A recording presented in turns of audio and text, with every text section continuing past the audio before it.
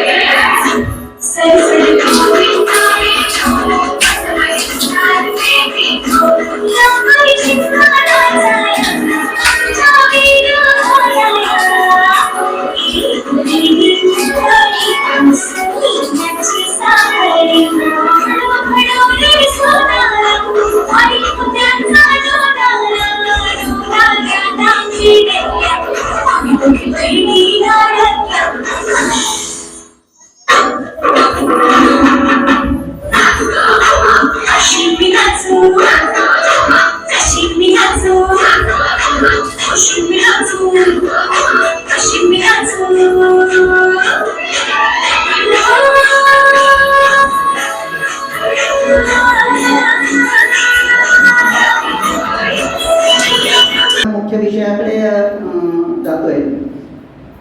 ज्यावेळी या शिबिराची संकल्पना ज्यावेळी सगळ्यांच्या डोक्यात आली त्यावेळी विषय कुठले कुठले घ्यायचे, तर त्याच्यामध्ये एक असा विषय होता की महिलांच्या आरोग्याचे जे प्रश्न असतात त्या महिलांच्या आरोग्याबद्दल व्यवस्थित पद्धतीनं माहिती देणारी कोणतरी व्यक्ती असावी, कोणतरी डॉक्टरच असावी असं आम्ही ठरवलं होतं.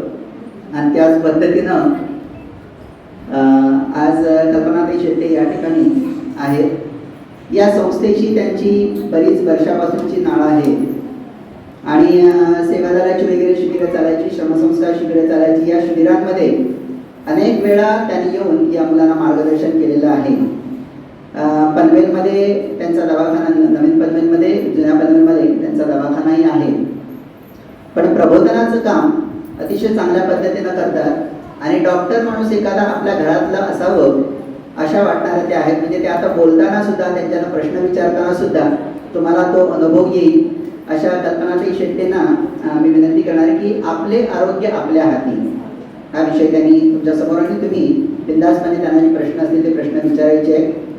आम्ही आमच्या आरोग्यासाठी नावाची एक संस्था आहे गडचिरोलीमध्ये, कुरखेडा नावाचं ज्या ठिकाणी गाव आहे त्या ठिकाणी वसुधा सरदार आणि हे दोघे जण त्या ठिकाणी काम करतात. सतीश गोगुलवार, डॉक्टर सतीश गोगुलवार आहे आणि खूप चांगलं काम आहे त्यांचं. आणि त्याच पद्धतीनं गडचिरोली जिल्ह्यामध्ये ज्या पद्धतीनं त्यांनी काम चालले आहे, आदिवासी भागामध्ये काम चाललेलं आहे, तसंच हे दाम्पत्य सुद्धा, म्हणजे दोघंही खूप चांगल्या पद्धतीचं काम करतात. त्यांच्याकडे गेलेल्या पेशंटला डॉक्टरकी इलाज जो असतो तो सांगतातच, पण त्याबरोबरच त्यांचं प्रबोधन चांगल्या पद्धतीनं करत असतात आणि मानसिकता खंबीर करण्यामध्ये या दोघांचाही हातखंडा आहे. मग त्यांना मी विनंती करणार आहे की त्यांनी हा विषय आपल्यासमोर सर्वांसमोर ठेवायचा आहे. तुमच्याशी संवाद साधायला मी चान्सच बघत असते. खरं सांगायचं तर इथं मला बोलवल्याबद्दल बलवंतराव मेहता, पंचायत जागृती केंद्र, रक्षाताई मेहता, उषा ठक्कर मॅडम, फाल्गुनी मेहता मॅडम आणि शांतीवनमधल्या सगळ्याच माझ्या मैत्रिणींना खरं तर असं बऱ्याच वेळेला होतं की तेवढा वेळ आपल्याला देता येत नाही ह्याची जाणीव रुखरूप ही क्लिनिकमधल्या 4 भिंतींमध्ये बसल्यानंतर बरीचशी वाटत असते.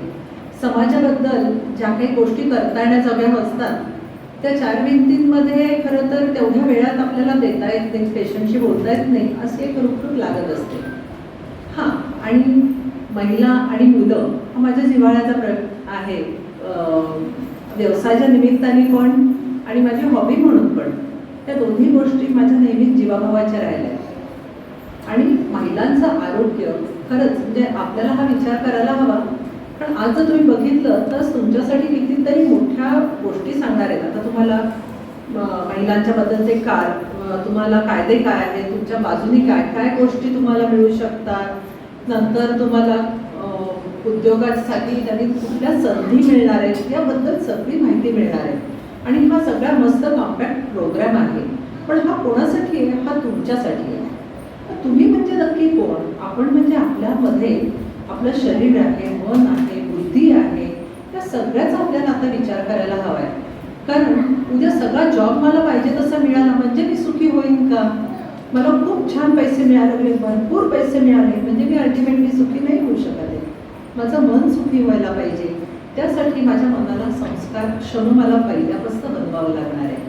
आणि खरं सांगायचं तर ना, आज आपण बघतो आज बऱ्याच घरांमध्ये जिथं 2 वेळच्या खाण्याचे म्हणजे माझ्याकडे बरेच पेशंट येतात, ते सांगतात मॅडम पूर्वी तर माझ्याकडे 50 रुपये नव्हते, आता 50,000 रुपये आले. पण त्याचं नक्की काय करावं हे त्यांना खरंच समजत नाही. आणि त्यामुळे सगळी नको असलेली व्यसनं लागतात. जी पूर्वी काम करून शरीराला मेहनत करायची सवय होती ती अचानक बंद पडली. आणि बऱ्याच वेळेला फक्त बोटांनी रिमोट हातामध्ये घेतल्यामुळे टी व्हीच्या समोर बसतो, नाही तर मोबाईल पाळले जातात. त्या ज्या काही सुधारणा आलेल्या आहेत आपल्याला त्याचा योग्य तऱ्हेने आपण विनिमय जर करून घेतला तरच या गोष्टी आपल्याला पुढच्या ज्या 2 लेक्चर्स आहेत त्या फार महत्त्वाच्या आहेत. पण त्यासाठी आपलं आरोग्य हे खरंच आपल्या हातात आहे. नक्की आपलं आरोग्य म्हणजे काय? आपल्याला जी मी 10 वर्षाची एक 5 वर्षाची मुलगी आहे, आज हिला बघताना आपल्याला किती छान वाटलं की तिचं स्मरण, तिला बोलायची तिची धाटणी, द वे तिला आपल्याशी बोलता आलं हे किती छान होतं, ते आपल्याला आनंद वाटला. म्हणजे तिच्यासाठी त्यासाठी ते तिची अचिव्हमेंट झाली. नंतर या मुली छानसे नाच करून गेल्या. त्या वयात ते त्यांना शोभणारं होतं, ते त्यांना जमणारं होतं. त्याचा ॲक्सेप्टन्स आपण आता वयाच्या 60 नंतर अजून ठेवला पाहिजे. आता वयाच्या 60 नंतरच्या माझ्या बऱ्याचशा मैत्रिणी इथं आहेत. आणि तेव्हा आपल्याला रक्षाताईंच्या सारखा आदर्श इथंच त्यांनी आपल्याला आणून दिलाय की या वयात सुद्धा जर आपल्याला आदर्श काम करायचं आहे तर आपल्याला आदर्श शरीर आणि अत्यंत सुदृढ मन, नुसतं शरीर आणि मन हे दोन्हीही ठेवायची जबाबदारी आपली आहे. तर ती कधी दुरुस्त करायचं, आपण कधी स्वतःकडे लक्ष द्यायचं. तर हा एखाद दिवस हा जो आपल्याला वेळ मिळतो जेव्हा आपल्याला सिंहालोकन करून आपल्याकडे बघायची वेळ येते, अरे खरंच का माझ्यामध्ये नक्की किती काय काय माझ्याकडनं अपेक्षा आहेत आणि मी काय नक्की करते आज. ह्या फार महत्त्वाच्या गोष्टी आहेत. आपल्याला आपल्या शरीराचे काही आजार आहेत तर त्या सांगायला तर मी आता तुम्हाला एक रिक्वेस्ट करते, मी 10-15 मिनिटं मी बोलेन, पण त्याच्यानंतर मी तुमच्या प्रश्नांची उत्तरं, शारीरिक तुमच्या काही समस्या असतील, मानसिक असतील, त्यांनी मला त्याची उत्तरं देता येतील तेवढं नक्कीच मी तुम्हाला मदत करेन. आणि त्याच्यानंतर आपण हाही विचार करूया की केवळ पैसा, समृद्धी मिळाल्यानंतर आपल्याला सुख हे मिळत नाही. तर त्यासाठी आपल्याला मनाची जी तयारी आहे, दृढोपासना ही करणं ही फार योग्य वयातच करता आली पाहिजे. पण माझ्याकडे आता अशा आहेत IT मधल्या मुली आहेत, त्या खूप शिकल्या आहेत. आज सावित्रीच्या लेखीच्या बद्दल मला एक सांगावंसं वाटतं. सावित्रीबाई फुलेंनी एक काम नक्कीच खूप छान केलं की आपल्या सगळ्यांना शाळा वगैरे मध्ये नवीन समाज निर्माण केला आहे. पण ह्या समाजाला सुदृढ शरीर आणि मनाने करण्याची जबाबदारी मात्र आता आपल्यावर आलेली आहे. आपण शिकलोय पण म्हणून आपण सुखी झालोच आहे असं आपल्याला सांगता येत नाहीये. पण जसं शिक्षण मिळालं पण म्हणून शहाणपण मिळत नाही ना कुठं. आणि मी तरी शहाणपणाची कुठे शाळा बघितलेली नाही. आता शहाणपण हे मात्र माणसाला सुखी बनवू शकतं. आणि शहाणपणाची शाळा जी आहे ते आपल्यामधल्या सिनियर्स आणि मनाने प्रगल्भ असलेल्या लोकांशी बसल्यावर, त्यांच्याशी गप्पा मारल्यानंतर त्यांच्या अनुभवांमधनंच आपल्याला हे शहाणपणाचं शिक्षण घेऊ शकता येतं. बरीचशी पुस्तकं वाचता येतात आपल्याला, पण पुस्तकामध्ये जे लिहिलेलं असेल तेच आपल्याला कळेल ही मात्र गॅरंटी नाही. मुलींसाठी पहिली शाळा तू काढली, दुसरी रोवी गायली तुझ्या दैयाला, दुसरी रोवी गायली तुझ्या दैयाला, दगड गोटे खाऊनी चालवली तू शाळा, दगड गोटे खाऊनी चालवली तू शाळा, घराबाहेर काढिले गुंडांनी हलविले, घराबाहेर काढिले. बरोबर का ताई? ताई बरोबर आहे का? जागतिक महिला दिनाच्या पण शुभेच्छा तुम्हाला. आणि आज शांतीवन येथे जो कार्यक्रम आयोजित केला आहे त्याच्यासाठी मी आपल्या संस्थेचे मनापासून आभार व्यक्त करतो की मी आता इथं सध्या 20 दिवस झाले जॉईन झालेले आणि मला हा स्वर्णयोग आला तसं बघायला गेलं तर माझ्यासाठी खूप मोठा प्लॅटफॉर्म आहे हा. तशी 20 दिवसापूर्वी आता मी 20 दिवसापूर्वी जॉईन झालेला माझा पहिलाच प्रोग्राम आहे. तर मी मंगेश महाडिक बचत गट समन्वयक, हा नेरा जिल्हा परिषद वॉर्ड आहे. नेरा जिल्हा परिषद वॉर्डमध्ये मी समन्वयक म्हणून काम करतो. इथे जवळजवळ 9 ते 10 ग्रामपंचायती आहेत. म्हणजे स्वयंसहायता समूह तसं बघायला गेलं तर ही एक बांगलादेशमधली एक संकल्पना आहे. म्हणजे आपण सुरुवातीला फक्त गटामध्येच फक्त कार्य करत आहे. बरोबर आहे का ताई? बरोबर आहे का? आता गटाच्या पलीकडे भरपूर जग गेलेलं आहे ताई आता. बरोबर आहे का ताई? बरोबर आहे तर चूक आहे? चूक आहे का? बरोबर आहे. तर ही एक बचत गटाची एक योजना आहे. तर ही आपली एक केंद्र शासन पुरस्कृत योजना आहे. त्या योजनेचं नाव आहे, इथे एडगरच्या ताई कोण आहेत का?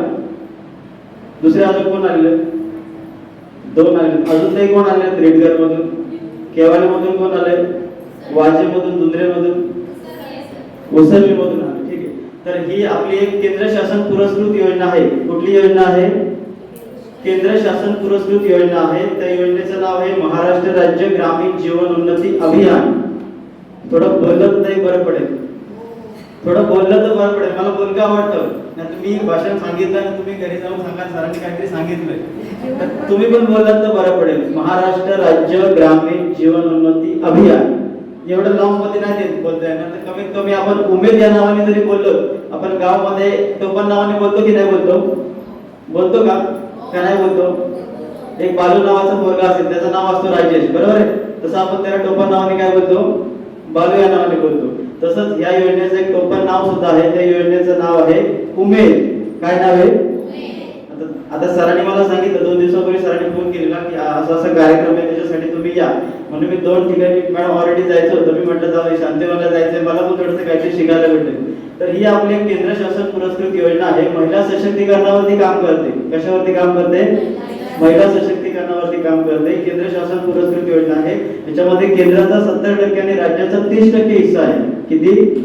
केंद्र शासन पुरस्कृत योजना आहे महाराष्ट्र राज्य ग्रामीण जीवन उन्नती अभियान. आपण सगळ्या स्वयंसहायता समूहातील महिला, बरोबर आहे?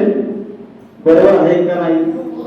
तर स्वयंसहायता समूह, त्याच्यानंतर दुसरा स्तर आहे आपल्याकडे ग्राम संघ झालेले आहेत की नाही झालेले?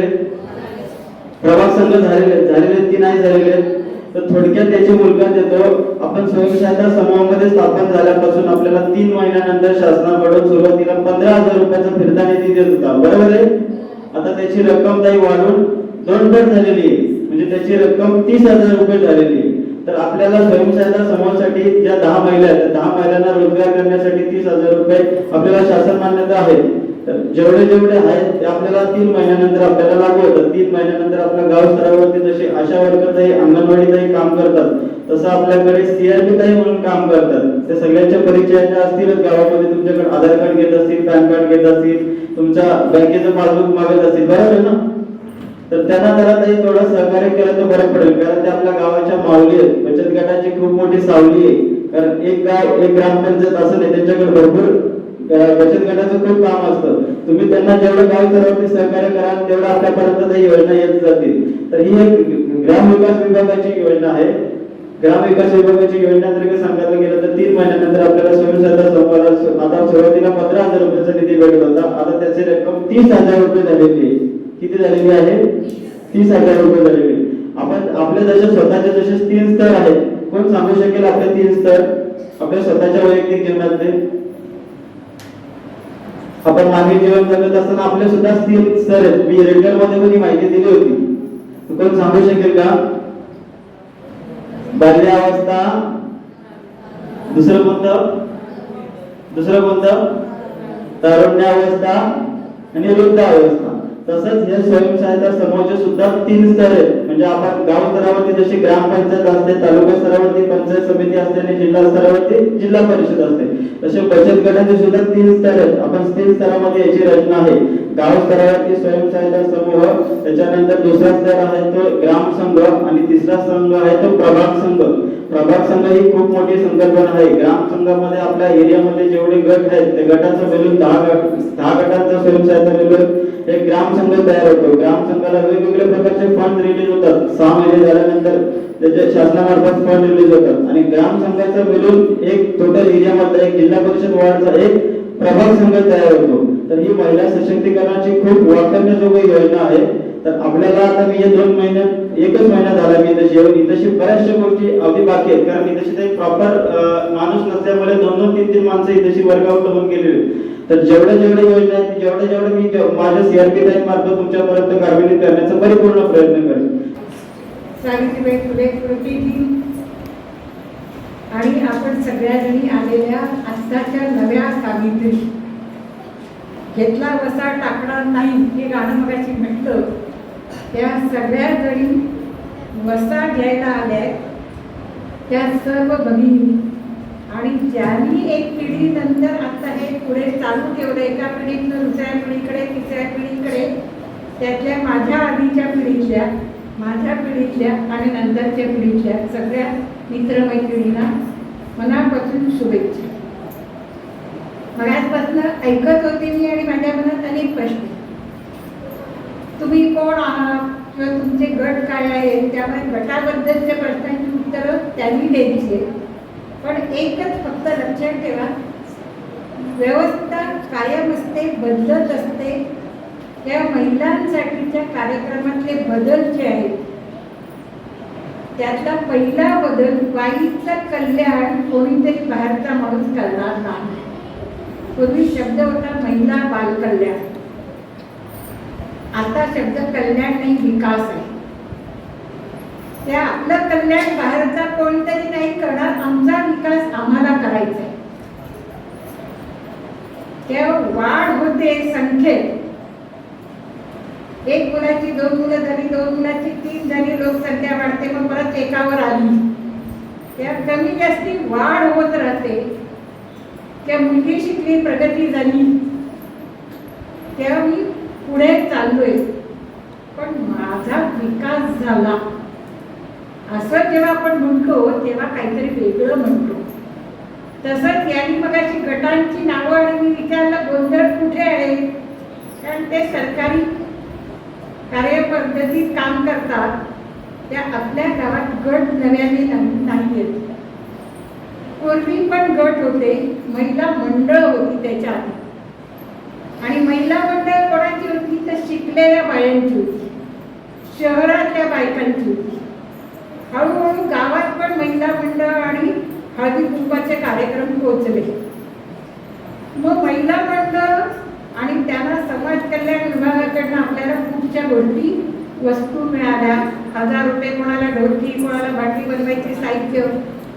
सरकारच्या विचाराची पद्धत बदलली तेव्हा कार्यक्रम पण बदलला.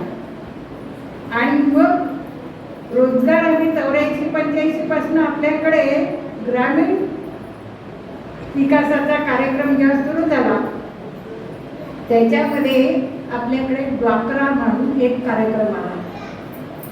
त्या ड्वाकरामध्ये 15,000, 20,000 मग गट बनवायला सुरुवात झाली. महिला मंडळ नाही तर आपण गट बनवायचे, आणि गटात किती तर छोटे, कारण मोठ्या गटांमध्ये निर्णय होत नाही, त्याच्यात मारामाऱ्याच होतात.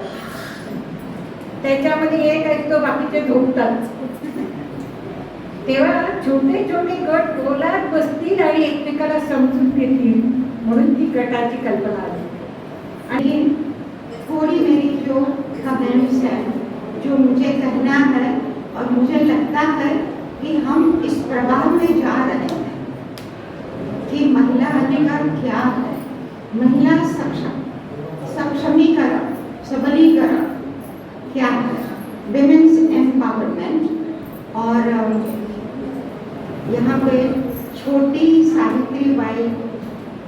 की ज्योति देखी, बहुत अच्छा लगा। भविष्य के लिए आशा बनती है। और हमारी बहनों ने जो नृत्य प्रस्तुत किया, संगीता ताई, कुंदा ताई, उन्होंने कुछ सुनाया हमें, तो लगता है कि इस प्रकार की जागृति आ रही है, संवेदना आ रही है, जिसे देखकर